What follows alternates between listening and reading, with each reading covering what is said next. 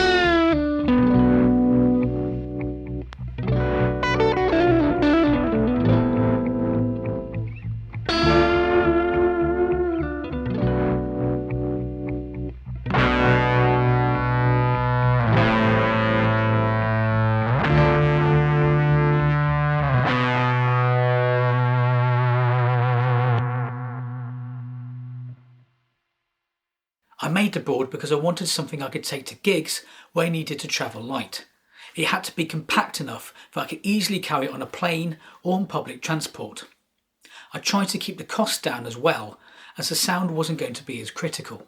Most of the performances with this board are likely to be unplanned or spur of the moment, so it doesn't matter too much about the tone, though I may change some of the pedals over time. So, for the guitar gearheads out there, these are the pedals which are currently on the board. Starts with a Mooer pitcher, which is used to create a bass sound. I'm experimenting with where to put this to try and get the best sound out of it. Right now, it's at the beginning with overdrive coming after it. Next is a Tone City Flux Fuzz, which has kind of a vintage fuzz sound to it. This is for when I need some heavy saturation. After that is a Mooer Blues Crab, which is based on a Marshall Bluesbreaker pedal.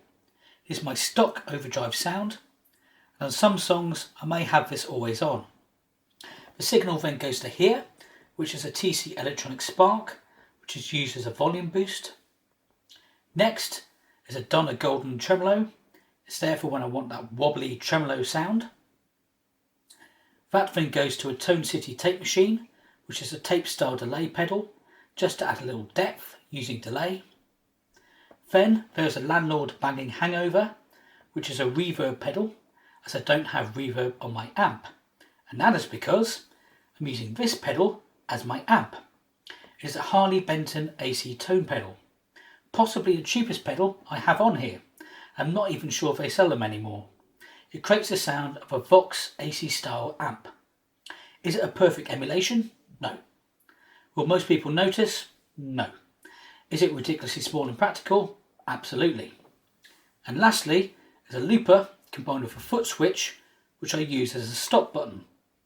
The looper is a Boss RC3, which has been discontinued. The functionality though is pretty much the same as all Boss loopers of this size. This is an essential part of the board as it allows me to layer guitar parts. It means that I can play a solo part and still have a rhythm part play underneath it at the same time.